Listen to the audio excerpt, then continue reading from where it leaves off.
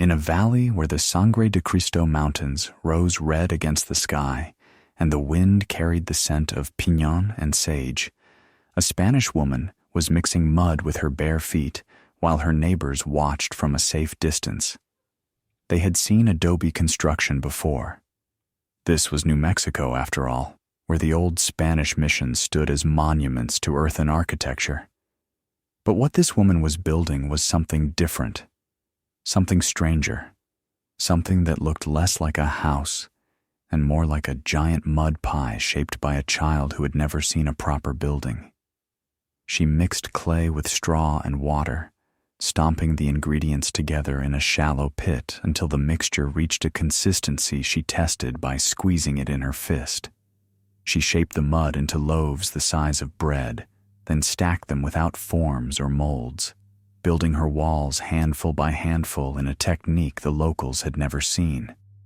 The walls rose thick and curved, organic shapes that seemed to grow from the earth rather than being constructed upon it. They called her the Mud Woman. They called her La Loca de Barro. The Anglo settlers who had recently arrived from the east laughed openly at the primitive construction that wouldn't last through the first hard rain. The Hispanic families who had farmed this valley for generations shook their heads at techniques that differed from the adobe brick methods their grandfathers had perfected. Nobody believed that a house made from mud stomped in a pit could stand against the brutal temperature swings of the high desert, freezing nights, scorching days, and winds that stripped paint from wooden buildings within a single season. But that fool woman's mud house, the one they said would melt in the rain and crack in the frost, it would prove more comfortable than any structure in the valley. And when the seasons tested every building for miles around, her neighbors would finally understand what she had built and why their laughter had been misplaced.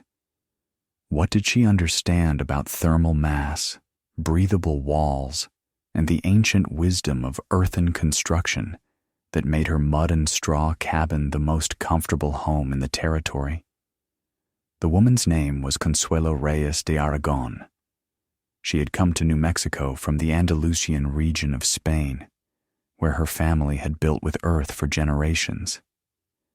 Her grandfather had been an albañil, a master builder who worked with tapial and adobe and cob, techniques that stretched back to the Moors and beyond. He had taught her father, and her father had taught her, passing down knowledge that most considered women's business to ignore and men's business to know. But Consuelo had watched. Consuelo had listened, and when her husband Miguel died of fever during their second year in America, leaving her with 40 acres of land and no money to buy lumber, she had remembered everything her father never meant to teach her. The journey from Andalusia had been Miguel's dream, not hers. He had read advertisements about free land in the American territories, about fortunes waiting to be made in a country where a man's past didn't determine his future. He had sold everything they owned to buy passage across the Atlantic and then across a continent that seemed to stretch forever. They had arrived in New Mexico in the spring of 1886, filed their homestead claim on land that nobody else wanted because it was too far from water and too close to the mountains, and begun building a life from nothing. Miguel had started constructing a cabin from logs, working alone because they couldn't afford to hire help. The work was slow. He was a shopkeeper's son, not a woodsman, and the winter caught him before the walls reached full height. They spent that first season huddled in a half-finished structure, burning through firewood at a rate that terrified Consuelo, watching their breath freeze in the air despite the fire that never stopped burning. The fever took him in March, just as the snow began to melt. Consuelo buried him on the hillside above their failed cabin and faced a choice: abandon the homestead and return to a Spain that held nothing for her, or stay and build something from the only materials she could afford: earth, water, straw, her own 2 hands. She began in September, after the summer heat had faded, but before the ground froze solid. The site she chose was south-facing, positioned to catch the winter sun that would warm the walls during the short, cold season days. She cleared the ground herself, removing rocks and roots until she had a level rectangle roughly 16 feet by 20 feet. Small by American standards, but large enough for a woman living alone. The foundation came first. She dug a trench 2 feet deep and filled it with stones, hauled from a nearby arroyo, packing them tight and leveling the top surface with smaller rocks and gravel. This stone foundation would lift the earthen walls above the ground, protecting them from the moisture that destroyed adobe when it wicked up from wet soil. Her father had been adamant about this detail. Earth walls must stay dry at the base, or they would crumble within years. The cob mixture required specific proportions that Consuelo had memorized as a girl. 3 parts clay-rich subsoil, 1 part coarse sand for strength, 1 part straw for tensile reinforcement, water enough to make the mixture workable, but not so much that it would slump when stacked. She dug her clay from a deposit she had discovered while exploring the property, rich red earth that held together when wet and dried hard as soft stone. The mixing pit became her workspace, a shallow depression lined with canvas where she combined the ingredients with her feet. The work was exhausting. Hours of stomping in circles, lifting her knees high, feeling the clay squeeze between her toes as the straw integrated into the mass. Her legs ached constantly. Her back screamed from bending to add materials. But slowly, handful by handful, the cob accumulated into piles ready for building. Her only companion during those long days was a dog she had adopted during the journey west, a mixed breed with shepherd markings and patient eyes who had followed their wagon from Texas and refused to leave when Miguel died. She called him Soldado, soldier, because he guarded her through the nights and kept watch while she worked. He lay on a blanket near the mixing pit, head on paws, eyes tracking her movements as she stomped and shaped and built. When she paused to rest, he rose and pressed against her legs, offering comfort that required no words. Soldado seemed to understand the importance of what she was building. He never disturbed the drying walls, never tracked mud across the worksite, never barked at the neighbors who came to stare. He simply watched and waited, and kept her company through a project that might have broken a woman working entirely alone. She shaped each handful into a loaf, roughly the size of a large bread, then carried it to the growing wall and pressed it into place. Unlike adobe brick construction, which required forms and drying time and precise mortar joints, cob building was organic and immediate. Each new loaf merged with the ones below and beside it, creating a monolithic wall without seams or weak points. She smoothed the surface with wet hands, worked the material into curves and shapes that pleased her, built window openings and door frames directly into the rising mass. The door and window frames she had prepared in advance, rough timber rectangles that she set in place as the walls rose, building the cob around them so that wood and earth became a single integrated structure. The windows she positioned carefully, 2 on the south wall to capture winter sun, 1 small opening on the east for morning light, none on the north where cold winds would steal heat through any gap. The door faced southeast, sheltered from the prevailing weather, but oriented to catch the first warmth of sunrise. As the walls rose higher, she tapered them slightly, making the base thicker than the top to resist the outward pressure that gravity created in any massive structure.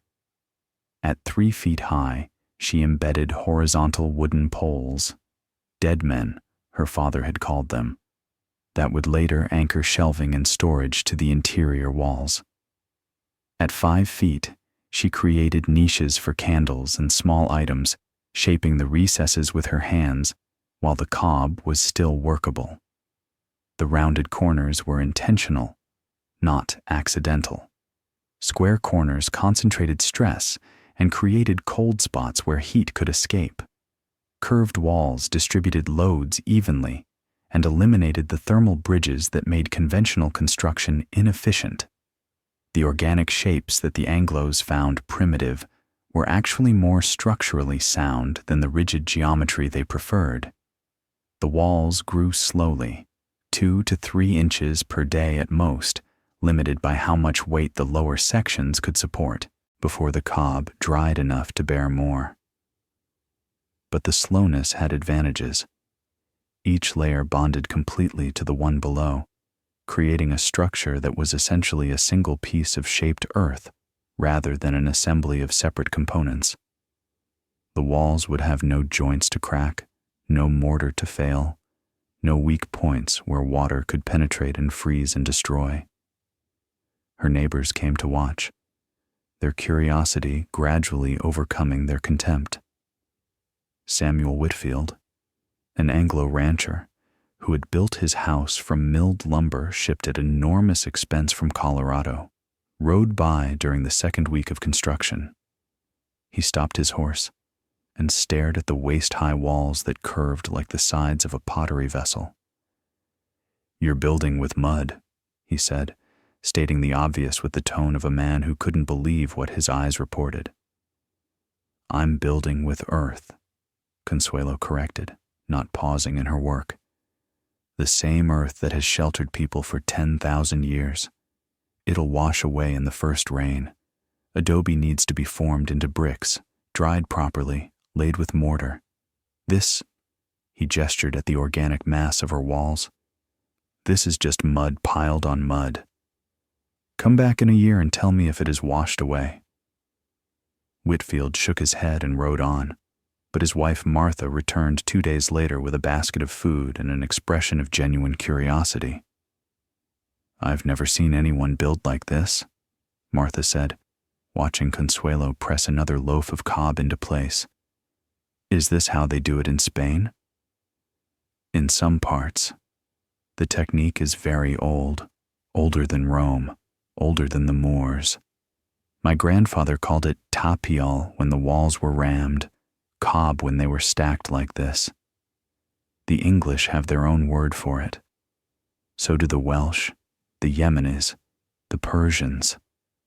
Every culture that lives where earth is plentiful and wood is scarce learns to build this way. But why so thick?" Martha touched the wall, which had reached nearly 2 feet in width. "Our house has walls only 6 inches thick, and they're solid pine." Consuelo smiled. "And how is your house in summer? In winter?" Martha's expression answered the question. The Whitfield house was an oven in July and an icebox in January, comfortable only during the brief transitional seasons when the outside temperature matched what humans found pleasant. "Thick walls hold temperature," Consuelo explained. "In summer, the heat of the day takes many hours to penetrate 2 feet of earth. By the time warmth reaches the inside, night has come and the heat flows back out. In winter, the same thickness holds the warmth of your fire, releasing it slowly through the night instead of letting it escape through thin walls. The earth breathes. It absorbs moisture when the air is humid, releases it when the air is dry. A cob house is never stuffy, never clammy, never uncomfortable the way wooden houses become." Martha looked skeptical but intrigued. "And the rain? Samuel says it will melt." "The roof will protect the walls from above. The foundation protects them from below. Cob is not waterproof, but it doesn't need to be. It needs only to dry faster than it absorbs. In this climate, with proper overhangs and good drainage, the walls will outlast us both." The roof was the one element Consuelo couldn't build from earth alone. She needed timber for the vigas, the heavy beams that would span the walls and support the weight above. She needed latilas, smaller poles laid across the vigas to create a ceiling. She needed materials she couldn't afford and couldn't harvest herself. The solution came from an unexpected source. Manuel Archuleta, an elderly Hispanic farmer whose family had worked this valley since before the Americans came, appeared at her building site one morning with a wagon loaded with weathered pine poles. "From my grandfather's barn," he said. "It collapsed last winter. The wood is still good, just needs new purpose." Consuelo tried to pay him, but Manuel refused. "My grandmother built with mud," he said. "In the old way, before the Anglos came with their lumber and their nails. I haven't seen anyone build like this since I was a boy. Let me help, and we'll call it even." Manuel knew techniques that complemented Consuelo's knowledge: how to set the vigas at the proper angle for drainage, how to lay the latillas in a herringbone pattern that prevented sagging, how to apply the layers of brush and earth and clay that would create a roof nearly as insulating as the walls below. They worked together for 3 weeks, and by the time the first snow fell, the structure was enclosed. The final step was the alleys, the earthen plaster that would protect the walls from weather and give the house its finished appearance. Consuelo mixed a finer clay with sand and water, adding chopped straw so short it was almost powder. She applied this plaster by hand, working in thin layers that dried smooth and hard, filling any cracks that had formed as the cob cured. The first coat she left rough. The second she polished with a flat stone until it gleamed like leather. For the exterior, she added lime to the plaster mix. Cal, the whitewash that had protected Spanish buildings for centuries. The lime made the surface harder, more water-resistant, and brilliantly white against the red and brown landscape. From a distance, the finished house looked like a small church or a prosperous merchant's home, not the mud pile that neighbors had mocked months before. Inside, she left the walls their natural golden brown, warming the space with color that reflected firelight in the evenings. She built in a small fireplace with a chimney of the same cob construction, its rounded opening designed to radiate heat into the room rather than sending it all up the flue. A banco, a built-in bench, curved along one wall, its seat stuffed with wool and covered with woven blankets. Shelves emerged organically from the walls, shaped as the cob rose rather than added later. The floor she made from a mixture called tierra apisonada, tamped earth mixed with ox blood and lime that dried to a surface as hard as soft stone. She polished it with linseed oil until it glowed a deep red-brown, cool underfoot in summer and easily warmed by the fire in winter. The mud house spent its first winter proving every skeptic wrong. The walls, now fully dried to a hardness that resisted knife blades, maintained interior temperatures that astonished everyone who visited. When the outside air dropped to 10 degrees below zero, Consuelo's single small fireplace kept the interior at a comfortable 55 degrees, and the fire burned only a fraction of the wood that her neighbors consumed. When the temperature rose to a deceptive 40 degrees during a January thaw, her house remained cool and stable, while the Whitfields' cabin swung wildly between freezing and sweating. The thermal mass that Consuelo had described was real, measurable, undeniable. Her 2-foot-thick walls absorbed heat during the day and released it at night, buffering the wild temperature swings that made high desert living so challenging. The Whitfield house, with its thin wooden walls and minimal insulation, responded to every change in outside temperature within hours. Consuelo's house responded over days, maintaining comfort through conditions that should have made it uninhabitable. By spring, 3 families had asked Consuelo to teach them the cob technique. By the following autumn, 2 new mud houses had risen in the valley, built by homesteaders who couldn't afford lumber but could afford the labor of mixing and stacking earth. By the winter of 1889, the mud woman had become something else entirely. They called her La Maestra, the teacher. They came from settlements 50 miles away to learn techniques their grandparents had known, but their parents had forgotten, seduced by the promise of American lumber and American methods that proved poorly suited to the American desert. Consuelo taught freely, the way her father had taught her, through demonstration rather than explanation, through work shared rather than knowledge hoarded. She taught the importance of the right clay, the right sand, the right proportion of straw. She taught how to read the moisture in a cob mixture by its color, its weight, its response to pressure. She taught the patience required to let each layer dry before adding the next, and the courage required to build without plans or measurements, trusting the material to guide the shape. The summer tested her house as thoroughly as winter had. July brought temperatures that exceeded 100 degrees for days at a time, heat that drove settlers into whatever shade they could find, and killed livestock that couldn't escape the brutal sun. The Whitfield house became literally uninhabitable.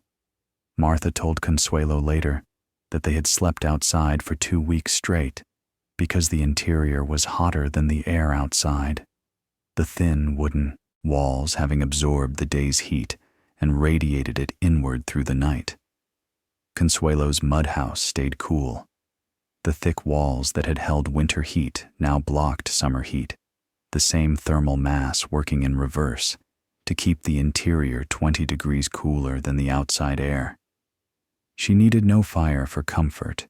The earth itself regulated the temperature, absorbing excess heat during the day and releasing it into the cool night air. She slept comfortably while her neighbors suffered, worked productively while others lay exhausted in whatever shade they could find. The proof was complete. Summer and winter, heat and cold, the mud house performed exactly as Consuelo had promised. The neighbors who had laughed now asked to learn. The settlers who had called her primitive now called her wise. But the true vindication came in the autumn of 1890, when a freak early blizzard struck the valley with temperatures 40 degrees below normal and winds that exceeded anything the oldest residents could remember. The storm arrived without warning on an October afternoon, temperatures plunging from the 60s to below zero within hours. Snow fell horizontally, driven by winds that found every gap in every structure. The Whitfield house, with its thin walls and poorly sealed windows, dropped to freezing within 2 hours, despite Samuel's desperate efforts to keep the fire roaring. 2 of their horses died in a barn that offered almost no protection from the killing cold. 3 families from the lower valley, the Martins, the Clearys, and an elderly widow named Thompson, fled their failing homes and struggled through the blizzard toward the only shelter that might save them. They arrived at Consuelo's door, half frozen, covered in snow, terrified that they had escaped death in their own homes, only to die in the white blindness between. Consuelo brought them inside. Her mud house, designed for 1 woman, held 11 people for 3 days while the storm raged outside. The thick walls blocked the wind completely. Not a whisper of draft penetrated the earthen mass. The temperature inside never dropped below 50 degrees, maintained by a single fire that burned wood at a rate the refugees couldn't believe. They huddled together in warmth while their own houses filled with snow through gaps that the wind had torn open. When the storm finally passed, the valley emerged to count its losses. Dozens of cattle dead. 2 houses collapsed entirely under snow load. The Whitfield barn destroyed, their remaining livestock saved only because Samuel had fought through the blizzard to bring them into the main house. Frostbite, hypothermia, the slow damage that extreme cold inflicts on bodies and spirits alike. But 11 people had survived in Consuelo's mud house. 11 people had stayed warm and safe in a structure that everyone had said would melt in the first rain. Samuel Whitfield came to her 2 days after the storm cleared, his face still raw from the frostbite he had suffered saving his animals. "Teach me," he said. "Teach me to build like you do. I don't care what it looks like. I don't care if people laugh. I just watched my family nearly freeze in a house I spent $2,000 to build, while you kept 11 people alive in something you made from dirt and straw. Teach me." Consuelo nodded. She had been waiting for this, not with triumph, but with the patient certainty of someone who knew that the earth would eventually prove its worth. "We'll start in the spring," she said. "The ground needs to thaw, and you need to find your clay. It's not difficult, but it takes time. The earth teaches patience to those who work with it." Samuel learned. So did Martha, and their oldest son, and eventually most of the valley. The mud houses spread, not replacing wooden construction entirely, but offering an alternative for those who couldn't afford lumber, or who had learned through bitter experience that thin walls and desert climates made poor partners. Consuelo lived in her mud house for another 34 years, until her death in the winter of 1921, at the age of 71. Soldado had died years before, buried beneath a cottonwood tree that shaded the south wall in summer. She had gotten other dogs after him, each one welcomed into the mud house that stayed warm in winter and cool in summer, each one buried in turn beside the first. The house outlived her, and outlived the nephew who inherited it, and outlived his children after him. It required maintenance, new plaster every few years, occasional repairs where settling cracked the walls, replacement of the roof beams every generation. But the fundamental structure remained sound. The cob walls, properly protected from water, proved nearly indestructible, growing harder with each passing decade as the clay continued its slow transformation into something approaching stone. It still stands today, walls thick and solid, roof replaced several times, but structure intact. A monument to the woman who remembered what her grandfather knew and had the courage to build with earth when everyone else insisted on wood. The tourists who visit now call it a historic site. The architecture students who study it call it vernacular construction. The locals who pass it on their way to modern houses with modern heating and modern air conditioning call it an interesting relic of a simpler time. But the old-timers, the ones whose grandparents survived that October blizzard, call it by another name. They call it La Casa de Consuelo, Consuelo's house. And they remember that when the cold came to kill them, a woman with mud on her hands was the one who kept them alive. The earth provides for those who know how to ask. Consuelo knew. And for 34 years, the earth kept her warm in summer and cool in winter and safe when the storms came howling down from the mountains. All she had to do was trust what her grandfather had taught her. All she had to do was build with mud.